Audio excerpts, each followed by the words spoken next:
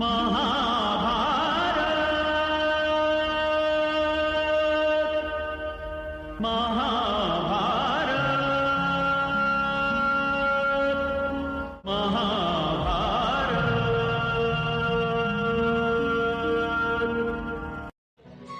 राजा हस्ती के हस्तिनापुर नगर के निर्माण के पश्चात उनकी अगली पीढ़ियों में एक के बाद एक शासन करते गए। उनमें से एक राजा कुरु हुए, जिसके नाम से कुरु वंश की शुरुआत हुई थी। महाभारत की शुरुआत कुरु वंश के राजा शांतनु से प्रारंभ होती है। राजा शांतनु बड़े बुद्धिमत्ता और बहादुरी से हस्तिनापुर का शासन चलाया।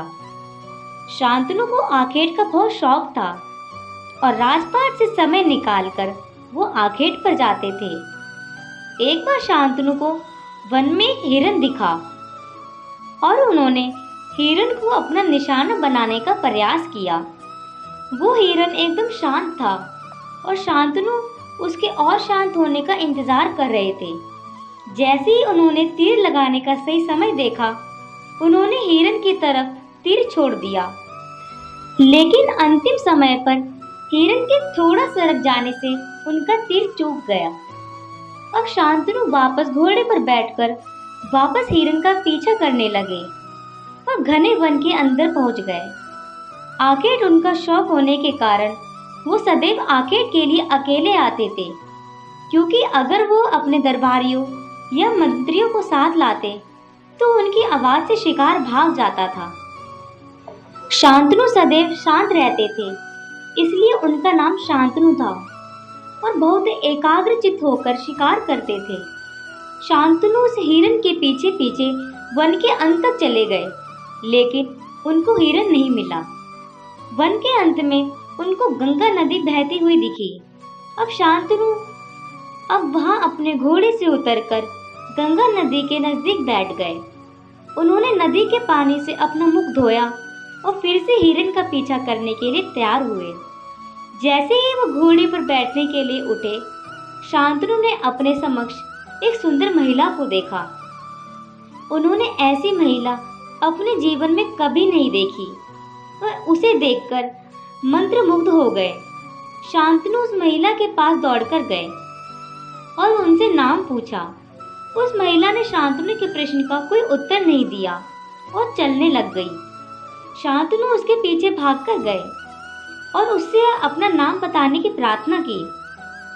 अब शांतनु ने अपना परिचय दिया कि वो हस्तिनापुर के राजा हैं। अब उस महिला ने मुस्कुराते हुए पूछा, राजन, आप मेरा नाम क्यों जानना चाहते हैं? शांतनु ने अब खुद को संभाला और निर्भीकता से कहा, मैं आपसे विवाह करना चाहता हूँ। अब उस महिला ने कहा कि मैंने तो आपसे यह प्रश्न नहीं पूछा था, मैं तो आपसे यह पूछ रही थी कि आप मेरा नाम क्यों जानना चाहते हो? अब शांतनु ने कहा कि मैं जीवन भर आपको कल्पना में देखता रहा हूँ। अब उस महिला ने कहा, मैं आपसे शादी कर सकती हूँ अगर आप मुझसे वादा करें कि ना तो आप मेरा नाम पूछेंगे और ना ही मेरे द्वारा किए जाने वाले किसी कार्य में प्रश्न करेंगे। राजा शांतनु ने हामी भर दी। अब शांतनु ने कहा, वचन के अनुसार मैं आपका नाम तो नहीं पूछ सकता हूँ, लेकिन आप मुझे गंगा नदी के समीप मिले, इसलिए मैं आपको गंगा कहकर पुकारूंगा। अब वो महिला हंसने लगी, क्योंकि शांतनु ने अनजाने में उनका असली नाम बता दिया था। शांतनु गंगा को हस्तिनापुर ले गई और उन्हें अपनी रानी घोषित कर दिया। राजा ने गंगा से विवाह किए और सुखद वैवाहिक जीवन व्यतीत करने लगे। गंगा एक अच्छी रानी थी, जो प्रजा के साथ साथ शांतनु का भी ध्यान रखती थी। कुछ समय बाद गंगा गर्भवती हुई तो राजा शांतनु बहुत प्रसन्न हुए। जब उनको ये सूचना मिली कि उनको पुत्र हुआ है, तो वो दौड़ते हुए रानी के महल में प्रवेश किए तो महल को खाली पाया। राजा शांतनु ने दासियों को गंगा के बारे में पूछा तो दासियों ने झिझकते हुए कहा कि रानी बच्ची को लेकर बाहर गई है और उन्होंने उनका पीछा नहीं करने का आदेश दिया है। शांतनु गंगा के बारे में विचार करने लगे। तभी गंगा लौटी, लेकिन उसके हाथ में कोई बच्चा नहीं था। शांतनु ने गंगा की तरफ आश्चर्य से देखते हुए कहा, गंगा, मेरा पुत्र कहाँ है? गंगा ने शांतनु को उत्तर दिया, महाराज, आपने मुझसे कोई प्रश्न ना करने का वचन दिया था। आपने मुझसे बिना इस बारे में जाने प्रश्न पूछा, इसलिए इस बार आपको क्षमा कर देती हूँ, लेकिन कृपा करके आगे कोई प्रश्न मत पूछना। शांतनु अब मानकर उदास हो गए, लेकिन वो बचनों में बंद होने के कारण कुछ न बोल सके। इस तरह गंगा के 6 पुत्र और हुए, लेकिन शांतनु को कभी उनके बारे में पता नहीं चला। शांतनु गंगा से बहुत नाराज हो गया था। अंत में जब गंगा ने 8वें पुत्र को जन्म दिया, तब शांतनु ने बिना उसको बताए गंगा का पीछा किया। उसने देखा कि गंगा नदी के समीप जा रही थी। अब शांतनु से रहा नहीं गया और दौड़ता हुआ गंगा के पास गया और चिल्लाता हुआ बोला, ये आप क्या कर रही हो और आप कौन हो? गंगा ने बच्चों को बाहों में लेकर रोते हुए शांतनु से कहा, राजन, आपने मेरा वचन तोड़ा है, इसलिए अब हम दोनों को अलग होना होगा।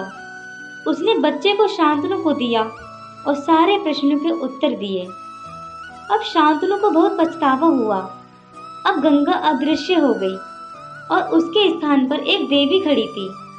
तब उन्हें एहसास हुआ कि जिसे उन्होंने गंगा नाम दिया था, वो वास्तविकता में वो नदी देवी गंगा ही है। देवी गंगा ने अब कहा, राजन, पिछले जन्म में आप राजा महाभिषेक थे और हम पहली बार इंद्रदेव के बुलावे पर स्वर्ग में मिले थे और आप मुझे सभा में घूर घूर कर देख रहे थे और इंद्रदेव आपके इस कृत्य को देखकर बहुत नाराज हुए और उन्होंने आपको श्राप दिया था कि आप मनुष्य रूप में जन्म लेकर प्यार और विरह का अनुभव करेंगे। उसके परिणाम स्वरूप ये सब घटित हुआ।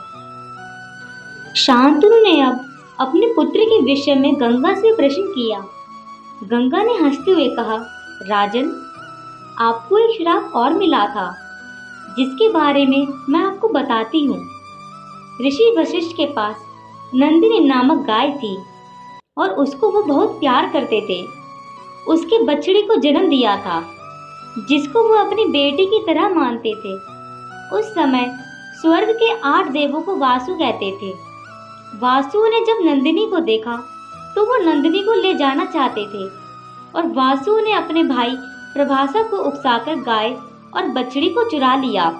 ऋषि वशिष्ठ ने क्रोधित होकर वासु को मनुष्य रूप में जन्म लेने का श्राप दे दिया था, लेकिन वासु के माफी मांगने पर श्राप में कमी कर दी, जिसके अनुसार 7 वासु जन्म लेते ही स्वर्ग में चले जाएंगे और 8वां वासु प्रभासा इस धरती पर ही रहेगा जिसने उस गाय और बछड़ी को चुराया था और उसको पृथ्वी पर लंबा जीवन व्यतीत करना होगा। मैं धरती पर पहले ही आ चुकी थी, इसलिए वासु ने मुझे उनकी माँ बनने का कहा। इसलिए 6 वासु को जन्म लेते ही मैंने स्वर्ग में पहुंचा दिया। शांतनु पूरी कहानी सुनकर विलाप करने लग गए और उनको अपने पिछले जन्म की गलतियों पर पछतावा हुआ। अब शांतनु ने गंगा को रोकने का प्रयास किया, लेकिन गंगा ने कहा कि अब वो इस जन्म में कभी नहीं मिल सकती है। अब शांतनु ने अपने पुत्र के लिए रुकने को कहा तो गंगा ने कहा, राजन, हमारा पुत्र अपने माता पिता के साथ सदैव नहीं रहेगा। अब शांतनु और भी ज्यादा दुखी हो गया और गंगा ने कहा, राजन, हमारा पुत्र इसी समय से पूरे हस्तिनापुर का उत्तराधिकारी बनता ही और ये बहुत दीर्घायु और मुश्किल जीवन व्यतीत करेगा और यही इसका भाग्य है। गंगा ने कहा कि वो स्वर्ग में उसका पालन पोषण करेगी और सबको सीख जाने पर उसे वापस आप तक भेज देगी। ये कहकर वो उनके पुत्र को लेकर अदृश्य हो गई और शांतनु एक ही दिन में अपनी पत्नी और पुत्र को खोकर बहुत दुखी हुआ, लेकिन सारा सच जानने से उसे राहत मिली कि उनका पुत्र स्वर्ग में पलेगा और फिर धरती पर आएगा। इसी तरह शांतनु के जीवन से गंगा चली गई। 2 मौजों का साथ मचलना, 2 पंछी का साथ में उड़ना, 2 प्रेमी का मिलना जुलना, कल भी था और आज भी है ये दुनिया, प्रेम की दुनिया।